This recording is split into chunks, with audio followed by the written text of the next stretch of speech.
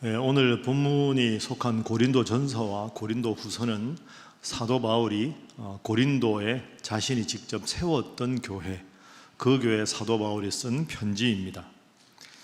이 고린도라고 하는 도시가 아주 큰 도시였습니다. 큰 도시고 바닷가에 있어서 무역을 많이 하고, 그러다 보니까 그 당시에 많은 사람들이 무역과 그리고 해상의 여러 장사를 하면서 돈이 많이 있던 부자들이 많은 그런 도시였습니다.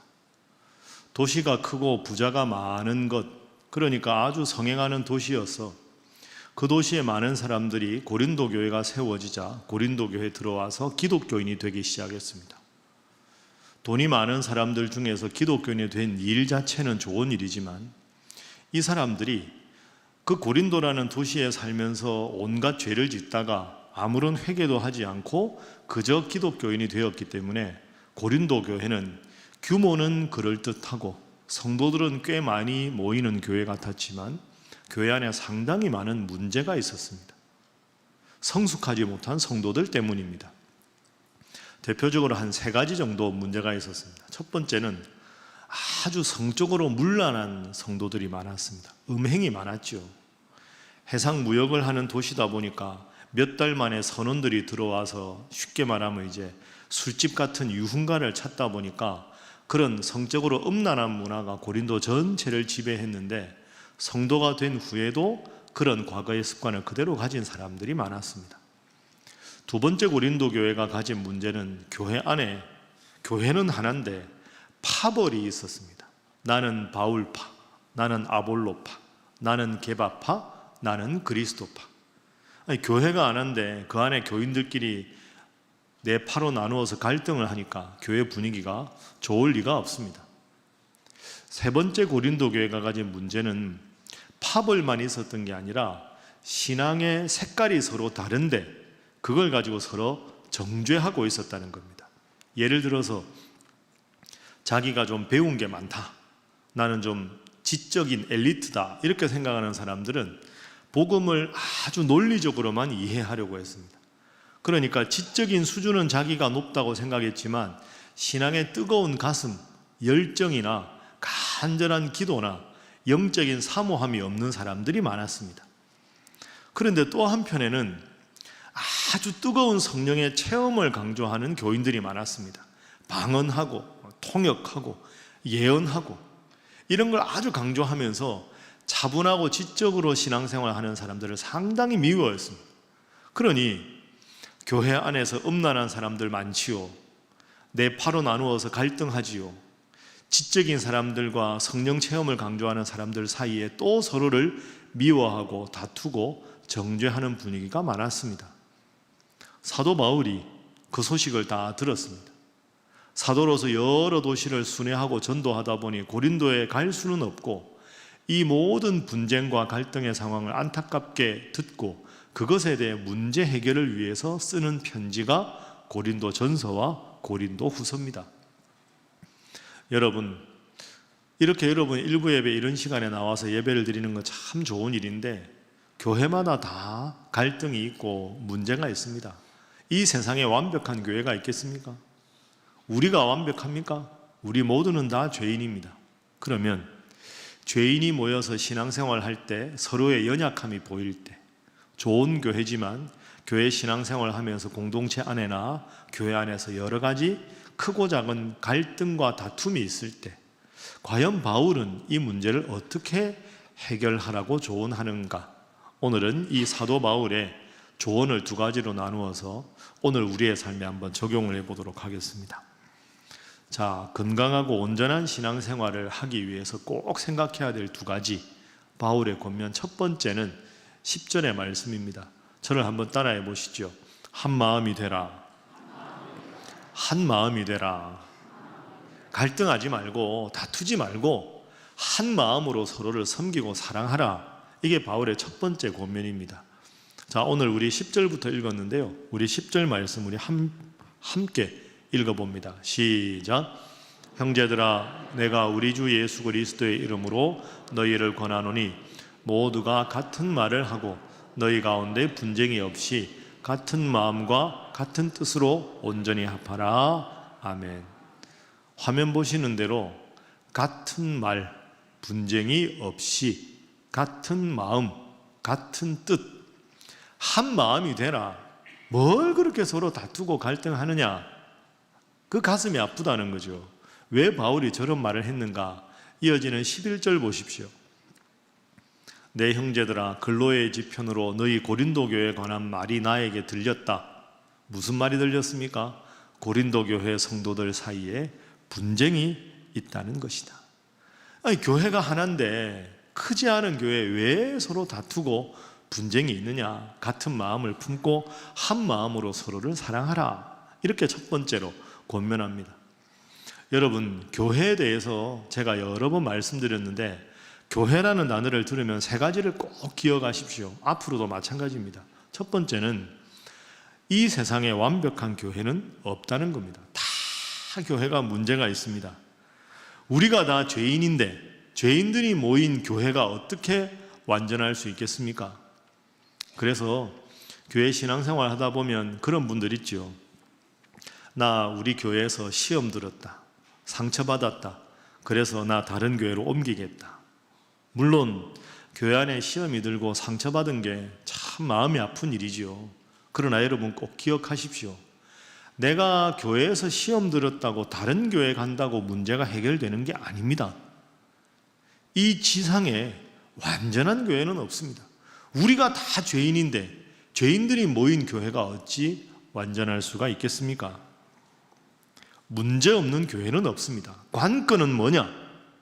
문제가 없는 교회가 다 이 지상의 교회인데 10절처럼 그 교회의 문제를 한 마음과 한 뜻으로 성도들이 해결할 의지가 있느냐 없느냐, 이것이 교회의 건강함을 생각하는 척도지, 문제없는 교회만 찾는다고 평생을 보내도 문제없는 교회는 없다는 것을 기억해야 합니다. 그리고 또 한 가지,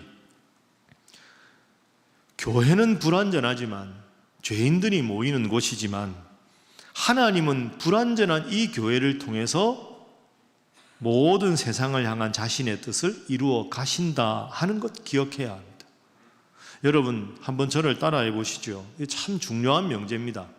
따라해 보시죠. 교회는 불완전하지만 그래도 교회가 희망이다. 여러분 믿습니까? 교회는 불완전합니다. 불완전하지만 주님께서는 교회를 통해서 이 세상을 통치하시겠다고 세우신 겁니다. 이 세상을 향한 하나님의 유일한 통치기관은 교회입니다. 교회는 불완전하지만 교회를 통해서 하나님은 세상을 변화시키시기를 원하신다. 그러면 제일 우리에게 중요한 건 불완전한 교회지만 한 마음으로 완전한 교회가 되도록 기도하고 노력하는 것이 우리의 자세가 되어야지, 불완전하고 문제가 있다고 이곳저곳 교회를 옮겨가는 것은 아무런 대안이 될 수가 없다는 거죠. 그래서 세 번째로 여러분, 교회는 늘 말씀드리지만 어머니와 같습니다. 교회는 어머니와 같습니다. 저는 교회에 대한 비유 중에 가장 적절한 비유가 이 비유라고 생각합니다. 어머니가 연세가 많이 드시고 어머니가 저보다 배운 것도 적으시고 때로는 이제 연세가 드셔서 판단력이 흐려질 때도 있지만 그렇다고 어머니를 무시해서는 안 되죠.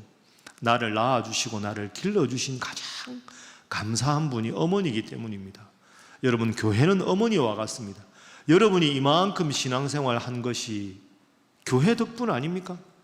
어릴 적부터 아니면 특별한 계기로 하나님을 믿고 교회에 와서 예배드리고 교회에 와서 구역 공부하고 남녀 선교회 하시고 어릴 때부터 교회학교 선생님들에게 배워서 여러분이 이만큼 신앙을 유지한 것 아닙니까? 그런데 내가 이제 신앙이 좀 성숙했다고 해서 교회에 여러 가지 부족한 게 보인다고 해서 이런저런 트집을 잡고 갈등의 상황에 대해서 나 몰라라 하고 그렇게 살아가는 것, 어머니에 대한 바른 태도가 아니지 않겠습니까?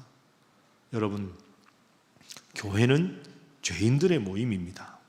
불완전합니다.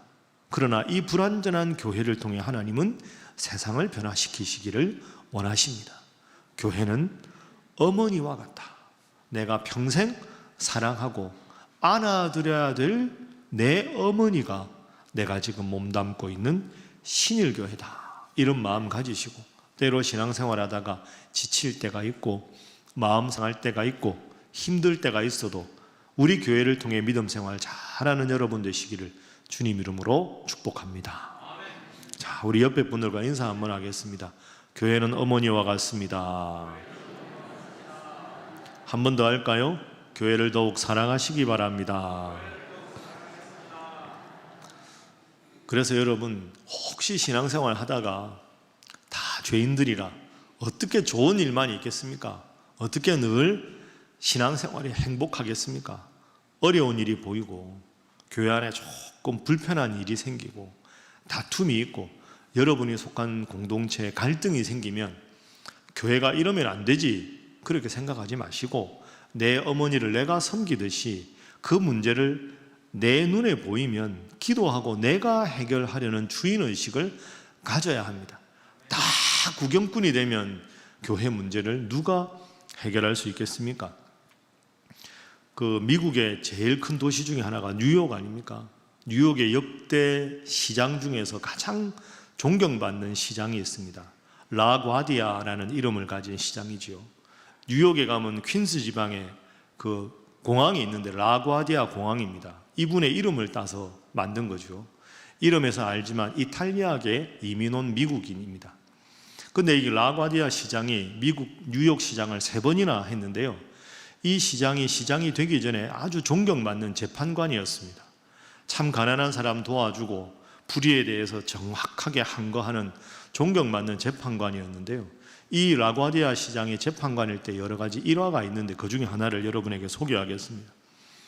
1930년대, 1929년 이래 전 세계 대공황, 특별히 미국의 대공황이 닥쳐서 경제적으로 아주 힘들고 어려울 때입니다. 그때 1930년 어느 겨울에 뉴욕의 한 빈민가에 있던 즉결 법정에서 야간 재판이 열리고 있었습니다. 그 빈민가에서 갑자기 생긴 문제에 대해서 즉결 재판을 하는데 그 야간 재판의 주 재판관이 라과디아 판사였습니다. 재판 순서에 따라서 즉결 처분이니까 이제 수많은 사람들이 대기를 하고 들어옵니다. 그런데 아주 남루한 옷을 입은 한 할머니가 이제 순서가 되어 재판대에 섭니다. 근데 그 할머니 사정이 참 딱합니다. 할머니는 연로하셨는데 딸은 아파 누워있고 결혼한 사위는 실직하고 있다가 알코올 중독으로 집을 그만 나가버렸습니다. 딸은 누워있고 사위는 집을 나가고 그 손녀들이 배고파 하는데 집에 아무런 먹을 게 없습니다. 먹을 걸 아무리 찾아도 먹을 게 없고 딸은 누워있고 사위는 도망을 갔으니 이 할머니가 정처 없이 거리를 헤맵니다. 저 앞에 보니까 제과점이 하나 보이는 겁니다. 빵집이. 그러니까 아무 생각 없이 먹을 게 없는 손녀들에게 뭘 줘야 된다는 그 마음으로 마치 자석에 끌리듯이 그 제과점에 들어가서 빵 하나를 무심코 들고 나옵니다. 빵집 주인에게 들켰지요. 이걸 범죄라고 해서 빵집 주인이 즉결 재판에 이 할머니를 넘긴 겁니다. 할머니가 자기 이런 사정을 솔직히 이야기합니다. 재판관 앞에 있던 기다리던 사람들과 많은 뉴욕 사람들이 그 재판을 보면서 라과디아 재판관은 워낙 존경받고 사랑이 많은 재판관이니까 무죄 석방을 해주겠지 하고 기대를 합니다. 그런데 라과디아 재판관이 그 딱한 상황을 딱 듣고는 이렇게 즉결 처분을 내립니다. 할머니 사정은 딱하지만 범죄는 범죄입니다. 그러니 10불을 벌금으로 내십시오. 1930년대 그 가난한 할머니가 10불이 있습니까? 사람들이 웅성웅성하기 시작합니다. 아니, 라과디아 재판장이 저럴 수가 있나? 10불이면 저 할머니에게 큰 돈인데 아니 오늘따라 저분이 왜 저러나? 재판이 끝났습니다. 끝난 다음에 이 라과디아 재판관이 재판관 자리에서 내려옵니다. 그리고 그 할머니 앞에 가서 인사를 딱 합니다. 그리고는 자기 지갑에서 10불을 딱 꺼냅니다. 할머니가 내셔야 될 10불을 제가 내겠습니다 하면서 10불을 할머니 손에 쥐어주면서 그 재판관에 참관하는 많은 뉴욕 시민에게 이렇게 말합니다. 제가 지금 내는 이 10불은 이렇게 가난하고 힘든 할머니가 밤거리를 헤매면서 빵 하나를 훔치고 있는 그 순간에 나는 집에서 편안하게 좋은 음식과 좋은 옷을 누린 것에 대한 저의 책임입니다. 그래서 1벌금을 제가 냅니다 하고는 10불을 딱 드렸어요. 그러면서 방청하고 있는 뉴욕 시민들에게 이렇게 말합니다. 여러분도 저와 다르지 않습니다. 이 할머니와 손녀가 그렇게 힘들어하는 그 시간에 여러분들은 따뜻한 방에서 편안한 잠자리로 하나님께서 선물을 주셨습니다. 여러분들도 다 저처럼 벌금을 내십시오. 그리고는 그 재판관의 서기가 쓰고 있는 중절모를 빌립니다. 중절모를 돌릴 테니 여러분 50센트씩 전부 벌금을 내십시오. 그러니까 재판관에 참관하고 있던 모든 뉴욕 사람들이 역시 라구아디아 재판관 고개를 끄덕이면서 50센트씩 다 냅니다. 그렇게 모인 돈이 57불 50센트입니다. 할머니에게 그 돈을 다 드리면서 할머니 10불은 벌금입니다 하고 10불을 다 회수합니다. 47불 50센트를 가지시고 이제 손녀들과 빵 맛있게 드시고 편안한 밤을 보내십시오 라고 인사를 드렸답니다. 여러분, 이 라구아디아 재판관이 참 멋지지 않습니까? 훌륭하지 않습니까? 법적인 책임은 묻되 할머니로 하여금 마음을 따뜻하게 하고 자신의 판결을 통해서 많은 사람들이 더 이상 뉴욕 밤거리에 이런 할머니 같은 분이 없도록 노력하게 한, 문제를 해결한 장본인입니다. 이런 수많은 일화가 있고 뉴욕시장이 된 후에도 워낙 존경받는 뉴욕시장이라 말씀드린 대로 뉴욕 퀸스 지방에 새로 공항을 만들었는데 공항 이름을 공모합니다. 뉴욕 시민들이 우리 그분을 기리면서 라구아디아 공항으로 합시다. 그래서 뉴욕에 존 F 케네디 공항도 있지만 작은 공항에 라구아디아 공항이 있게 된 것이지요. 마찬가지입니다. 어느 교회, 어느 회사, 어느 집단이 완전하겠습니까? 문제는 바울처럼 한 마음이 돼서 이 문제에 대해서 남 탓하고 교회 탓하고 구조 탓하는 게 아니라 이 문제를 내 문제로 안고 내가 해결하려는 마음을 가지고 있느냐, 그런 태도를 가진 성도가 얼마나 되느냐 하는 것이 교회의 건강함을 정확하게 가늠할 수 있는 척도가 되지 않겠습니까? 이 설교를 들으시는 우리 사랑하는 신일의 성도 여러분, 하나님께서 다른 성도를 통해서가 아니라 바로 여러분을 통해서 문제가 해결될 수 있도록 기도하고 노력하는 여러분 되시기를 주님 이름으로 축복합니다. 교회는 불완전하지만 우리가 하나님 앞에 기도함으로 불완전했던 교회가 더 완전해질 수 있는 교회가 되어 우리 교회를 통해 하나님께서 하나님의 뜻을 온전히 펼쳐나가시는 복된 교회, 여러분도 더불어 복된 성도 다 되시기를 주님 이름으로 축복합니다. 자, 우리 옆에 분들과 인사 한번 하겠습니다. 문제를 만들지 마시고 문제를 해결하는 성도 되시기 바랍니다. 인사 잘 하셨으니까 앞으로 두고 보겠습니다. 한 번 더 이렇게 인사하겠습니다. 평화의 사도가 되시기 바랍니다. 이게 문제 해결 첫 번째입니다. 한 마음으로 스스로가 문제 해결의 주체가 되라.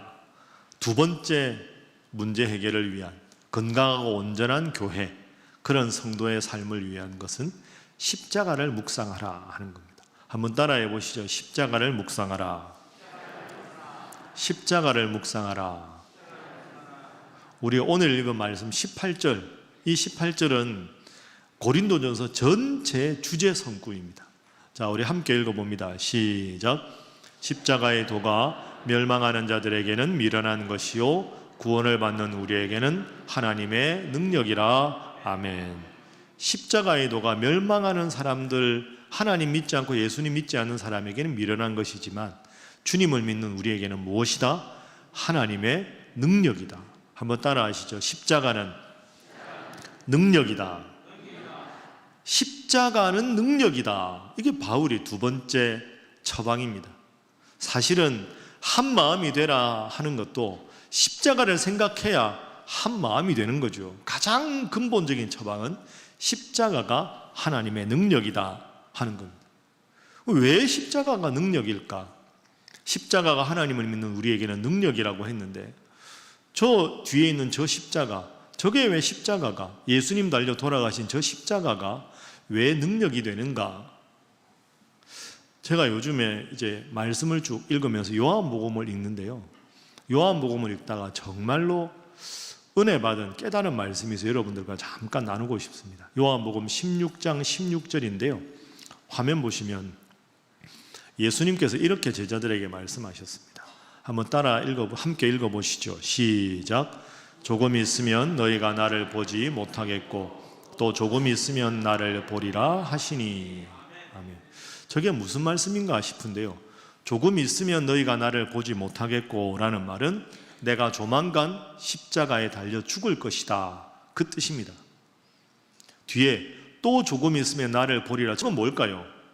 부활할 것이다. 그러니까 지금 이 말씀이 정말 중요한 이유는 어떤 학자들이 잘못 해석하는 대로 예수님이 정치범으로 죽었다 이렇게 말하는데 그게 아닙니다. 예수님이 저 말씀을 하신 시점이 중요한 거죠. 예수님은 십자가에 죽을 것을 미리 알고 계셨습니다. 나는 조만간 십자가에 죽을 것이다. 더 중요한 건 십자가가 끝이 아니다. 십자가 죽은 후에 내가 다시 부활해서 너희에게 올 것이다. 예수님은 이것을 십자가에 달리시기 전에 이미 알고 계셨습니다. 내가 십자가에 좀 있다 죽는다. 다시 부활할 것이다. 다시 올 거다. 걱정하지 말아라. 이어지는 구절 보십시오. 16장 22절. 지금은 너희가 근심하나, 예수님 십자가에 돌아가신다니까 근심하나 내가 다시 너희를 보리니 십자가에 달리시고 부활해서 너희를 다시 보러 올 것이다. 그때는 너희 마음이 기쁠 것이다. 너희 기쁨을 빼앗을 자가 없을 것이다. 여러분, 우리가 이미 십자가와 부활을 아니까 그렇지 이게 얼마나 대단한 말씀입니까? 예수님 대단한 자신감 아닙니까? 야, 주목해라. 내가 십자가에 죽을 거야. 제자들이 깜짝 놀랐겠지요. 걱정하지 마라. 내 부활할 거야. 다시 올 거야. 그때 너희들이 기쁠 거야. 걱정하지 마. 예수님이 당당하게 미리 말씀하셨습니다. 더 쉽게 말하면 이런 뜻 아닙니까? 야, 걱정하지 마라. 나 죽는다고. 나 십자가 끝이 아니다. 부활할 거야. 내가 갔다 올게. 그때 다시 보자. 딱 이렇게 말씀하시는 거 아닙니까? 이 말씀을 십자가에 지시기 전에 하셨다는 게 중요한 거죠. 십자가가 패배냐 부활의 승리로 너에게 그 기쁨을 다시 전해주러 올 것이다. 이어지는 말씀입니다. 요한복음 16장 33절 결론이지요. 여러분, 이 구절 참 멋진 구절입니다. 이것을 너희에게 이르는 것은, 내가 십자가를 너희에게 말하는 것은 부활로 이어지는 평안을 너희에게 주려 함이라. 세상에서 너희가 나처럼 십자가 같은 환난을 당할 것이다. 너희 인생에도 모든 십자가가 있을 것이다. 나를 따르지만 어려움과 고통이 있을 것이다. 그러나 담대하라. 내가 세상을 어떻게 했다? 이겼다. 이렇게 말씀하셨습니다. 내가 십자가를 진다. 내가 부활한다. 나는 패배가 아니라 승리했다. 나는 세상을 이겼다. 너희도 마찬가지다. 너희도 너희 인생에 모든 십자가가 있더라도 내가 부활한 것처럼 승리를 줄 것이니 내가 세상을 이긴 것처럼 너희도 세상을 이기게 될 것이다. 여러분 믿습니까? 이 말씀을 주셨습니다. 한번 따라해 보시죠. 나도 세상을 이길 것이다. 여러분 믿습니까? 그래서 이런 맥락을 쭉 보시면 십자가는 패배다. 예수님은 이걸 미리 아셨다. 그리고 부활하셨다. 부활은 승리다. 그래서 우리 인생에도 십자가 같은 큰 환난과 어려움이 있어도 예수님은 이것으로 우리를 내버려 두지 않으시고 부활의 희망을 보여주신 것처럼 우리 인생에도 모진 십자가 후에는 기쁨 부활의 소식을 우리에게도 전해주신다. 우리도 이 마음을 품고 살아야 한다. 이걸 제일 가까이에서 깊이 묵상하고 깨닫는 사람이 사도 바울이었습니다. 그래서 오늘 1장 18절 말씀으로 연결되는 거죠. 십자가의 도가 멸망하는 자들에게는 미련한 것이요 구원을 얻는 우리에게는 하나님의 무엇이다? 능력이다. 왜? 십자가가 끝이 아니니까 그렇습니다. 그래서 여러분 거듭 말씀드립니다. 예수 잘 믿어도 어려운 일이 생깁니다. 열심히 교회 봉사해도 사업이 안 될 때도 있고, 자녀가 마음에 안 들 때도 있고, 병에 걸릴 때도 있고, 마음이 힘들 때도 있습니다. 그러나 꼭 기억하십시오. 십자가가 끝이 아니다. 예수님의 인생의 마지막은 십자가가 아니고 부활이다. 그러므로 내가 예수님을 구주로 믿으면 내 인생에도 끝이 십자가가 아니라 주님께서 부활하셨듯이 주님께서 나에게 큰 기쁨과 희망을 주실 것이다. 그 믿음을 가지고 때로 인생 살아가다가 아무리 힘들고 어려워도 주님께서 십자가를 딛고 부활하셨다는 걸 믿고 승리하는 여러분 되시기를 주님 이름으로 축복합니다. 그래서 고린도 교회가 문제가 그렇게 많아도 바울이 한 마음이 되라, 십자가가 능력이다, 기도하고 내가 문제 해결하겠다고 하나님 앞에 기도하면 하나님이 모든 고린도 교회 문제를 해결해 주실 것이다. 십자가가 능력이다. 그게 고린도전서 전체의 주제가 되는 겁니다. 자, 한번 인사하겠습니다. 옆에 분들과 이렇게 인사하시죠. 십자가 즐겁게 지고 가시기 바랍니다. 한 번 더 할까요? 주님께서 좋은 날을 주실 것입니다. 좋은 날을 주실 것입니다 할 때는 웃으면서 인사를 하셔야지 그냥 하시면 되겠습니다. 다시 하겠습니다. 주님께서 좋은 날을 주실 것입니다. 여러분 아시는 대로 제가 이제 벌써 이제 2주 전이죠. 4월 10일 날 울릉도를 갔습니다. 우리 초대 목사님 이일선 목사님 자료도 좀 보고 인터뷰도 하고 사진도 촬영해서 두 번째 책을 이번 가을에 내야 돼서 자료 수집차 다녀왔습니다. 제가 교회 광고했지 않습니까? 9일날. 그러니까 한 분이 계단 밑에 인사하는데 저한테 제 손을 꼭 붙잡고 이렇게 말씀하셨습니다. 목사님, 가뜩이나 목회가 바쁜데 쉬시지 뭘 그렇게 울릉도까지 가십니까? 올해 안식년인데 뭘 그걸 쓰시려고 그렇게 하십니까? 저를 위해서 하신 말씀 아닙니까? 뭐 그 책 쓴다고 책이 팔리겠습니까? 제가 뭐 판매를 목적으로 하는 것도 아니고, 우리 초대교회 초대 목사님이긴 하지만 목사님 직계 가족도 아니고 한데, 몸 상하는데 어딜 그렇게 가시려고, 좀 쉬시지. 저는 그분 말씀을 참 감사하게 받았습니다. 저를 걱정해 주시는 말씀이니까 고마운 말씀이죠. 제가 그분께 이렇게 말씀드렸습니다. 저를 걱정해 주셔서 참 감사합니다. 그런데 제가 이일선 목사님에 대해서 책을 쓰는 건 저한테 있는 십자가입니다. 십자가. 제가 이 십자가를 즐겁게 잘 질 수 있도록 기도 열심히 해 주십시오 하고 제가 기도 부탁을 드렸습니다. 여러분, 저 부담스럽습니다. 책 쓰는 거. 제가 뭐 교수 때도 아니고 시간이 많은 것도 아닌데 왜 하느냐? 이게 주님이 기뻐하시는 일이라는 확신이 들어서 그렇습니다. 이게 저한테는 십자가지요. 이왕 져야 할 십자가면 즐겁게 십자가를 지고 가야 하지 않겠습니까? 그분 말씀대로 이게 뭐 판매를 목적으로 하는 책이 아닙니다. 뭐 이거 얼마나 팔리겠습니까? 많이 팔리면 또 뭐합니까? 우리끼리 잘 보면 되지. 그런데 여러분 가만히 생각해 보십시오. 제가 이일선 목사님 소개할 때 말씀드렸는데요. 이일선 목사님이 별명이 한국의 슈바이처 아닙니까? 울릉도의 슈바이처, 한국의 슈바이처. 이른바 원조 슈바이처는 우리 목사님이거든요. 그런데 이분이 어떻게 슈바이처가 되셨나요? 17살에 이 가까운 광신리에 한영중학교라고 있었는데 그 당시 한영중학교 야간부를 다니면서 그 교목하던 목사님이 야 이거 독후감 쓰게 정리 좀 해라 하고 책 한 권을 무심코 줬는데 그게 슈바이처의 생애와 사상이었습니다. 17살 때. 그 책 한 권 읽고 내가 이 슈바이처 같은 사람 되어야 되겠다. 그 책 한 권 읽고 그분의 인생이 슈바이처가 된 거죠. 책이 얼마나 팔리느냐가 중요한 게 아닙니다. 책 한 권의 가치가 하나님께서 함께 하신 이렇게 소중한 책으로 바뀌게 되는 거죠. 그리고 제가 작년에 첫 번째 책을 썼는데요. 사실은 이 책을 쓸 수 있도록 제일 저를 격려해 주신 분이 한 분이 있습니다. 장로회 신학대학교에서 한국 교회사를 가르친 이 분야의 제일 전문가인 이제 은퇴하신 명예교수님이 계십니다. 그분하고 제가 다른 세미나 때문에 우연히 만났는데요. 그분이 이야기를 저하고 이렇게 하다가 제가 신일교에 와 있는 줄 아니까 제가 무심코 이일선 목사님이라는 분이 있다고 소개를 했습니다. 참 초대 목사님인데 훌륭한 분인 것 같아서 틈틈이 공부를 좀 해보려고 합니다. 이분이 한국교회에서 제일 저명한 교수님이시니까 이분이 깜짝 놀라는 거죠. 배 목사님, 내가 사실 수십 년 전에 일반 대학 다니다가 신학교에 가야 되겠다 하고 결심할 계기가 있었는데, 그때 울릉도에 순회 전도를 하러 대학 4학년 때 우연히 갔는데 울릉도를 돌다가 보니 슈바이처 기념관이라고 봤습니다. 아니, 어떻게 울릉도에 슈바이처 기념관이 있나 하고 보니까 그때 그걸 만드신 분이 이일선 목사님이셨습니다.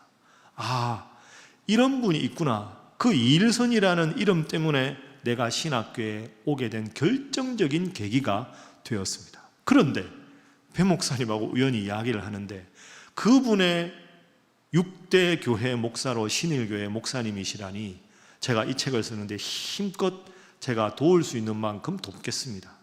그래서 여러분 중에 기억하실 텐데 작년에 제가 이 책을 내고 교회에서 출판 감사 예배를 드렸을 때 이 책의 서평을 맡으셨던 장신대 임희국 교수님이라는 분이 오셨는데 그분이 바로 이때 만났던 분이었습니다. 제가 이번에 울릉도를 가기 전에 한 달 정도 전에 전화번호가 하나 저한테 왔습니다. 다른 장로님 통해서 왔는데 그분이 이런 이야기를 하는 겁니다. 친애하는 배요한 목사님께 제가 포항에서 울릉도로 요즘에 다니는 크루즈라고 있습니다. 큰 배가 있는데 울릉 크루즈 부사장인 모 교회 장로입니다. 제가 이 울릉 크루즈를 운행한 지가 1년이 좀 넘었는데 하나님 주신 기도 제목은 하나님, 울릉도가 그렇게 기독교인이 많은 섬인데 울릉도에 들어가는 기독교인들에게 울릉도의 슈바이처 이일선 목사님을 소개할 수 있는 계기를 만들어 달라고 오랫동안 기도하다가 우연히 배 목사님 책을 읽게 되었습니다. 울릉도 가실 일 있으면 꼭 연락을 부탁드립니다. 그 제가 4월 10일 날 포항 가서 이분을 제일 먼저 만났습니다. 앞으로 하나님이 기회를 열어주시면 울릉도 가는 배편에 혹은 울릉도에 우리 목사님이 얼마나 귀한 일을 하셨는지 그런 걸 소식을 그리고 소개를 하려고 합니다. 그러다 보면 작은 일이 아니라 이일선 목사님 책 한 권 때문에 임 교수님이 그 우연히 들른 슈바이처 기념관 때문에 훌륭한 목사가 되고 슈바이처 같은 분이 되는 그런 계기를 하나님께서 만들어 주시지 않겠습니까? 제가 이제 새벽기도 시간에 우리 교회 새벽기도하고 혼자 이렇게 울릉도 도동 저기 등대 쪽으로 또 빙그레 이렇게 돌면서 1시간쯤 혼자 산책하면서 기도했습니다. 하나님, 저를 울릉도 보내셨는데 앞으로 제가 무엇을 해야 하겠습니까? 그래서 제가 기도하는 중에 하나님께서 제가 앞으로 이 책을 쓰고 어떤 계획을 하게 할지 제 마음에 분명한 소명과 확신을 주셨습니다. 제가 부담스럽지만 참 감사한 마음으로 서울에 다시 오게 되었습니다. 제가 이 책을 쓰는 것은 제가 능력이 있어 쓰는 게 아닙니다. 시간이 많아 쓰는 게 아니죠. 6대 목사로 저에게 있는 십자가입니다. 십자가 없는 인생은 없습니다. No cross, no crown. 십자가가 없으면 영광도 없습니다. 저에게도 이런 십자가가 있고 여러분에게도 하나님 다 십자가를 주셨습니다. 이왕 져야 할 십자가라면 즐겁게 기쁘게 주님 바라보며 십자가를 지면 주님께서 좋은 열매로 형통의 열매로 함께 하실 줄로 믿습니다. 말씀을 정리하겠습니다. 여러분, 문제 없는 사람이 없고 문제 없는 교회가 없습니다. 다 연약한 죄인이기 때문입니다. 이것을 기억하십시오. 문제가 있어서 여러분을 그 자리에 보내신 겁니다. 한 마음이 되도록 노력하십시오. 주님 주신 십자가를 바라보며 기도하십시오. 그러면 분명히 주님께서 여러분에게 기쁨을 주시고 기도하는 마음을 주시고 노력하는 마음을 주실 겁니다. 여러분을 통해서 사랑의 공동체로 변화시켜 주실 겁니다. 그런 주님 믿고 인생을 살아가는 모진 아픔의 십자가가 있어도 때로 교회를 하다가 힘들고 어려울 때가 있어도 험한 십자가 붙들고 저 십자가를 딛고 부활하신 주님 바라보며 믿음 생활 잘 하시고 십자가 즐겁게 지고 가는 우리 신일의 모든 성도들이 되시기를 주님 이름으로 축복합니다. 기도하겠습니다. 사랑의 하나님, 저희들은 다 죄인이라 개인이나 공동체나 교회나 다 연약하고 문제가 많이 있습니다. 주님 바라옵기는 저희로 하여금 문제를 보고 누군가를 비난하고 세상적으로 판단하지 말게 하여 주옵소서. 주님 간절히 바라오니 저희로 하여금 잘못이 있다면 잘못을 묵상하지 말고 오히려 말씀을 묵상하고 문제를 문제로 여기지 말고 문제에서 눈을 들어 십자가를 바라볼 수 있는 성도가 되게 하여 주옵소서. 주님, 저희들을 문제 해결의 도구로, 주님의 온전한 도구로 사용하여 주옵소서. 예수님의 이름으로 기도하옵나이다. 아멘.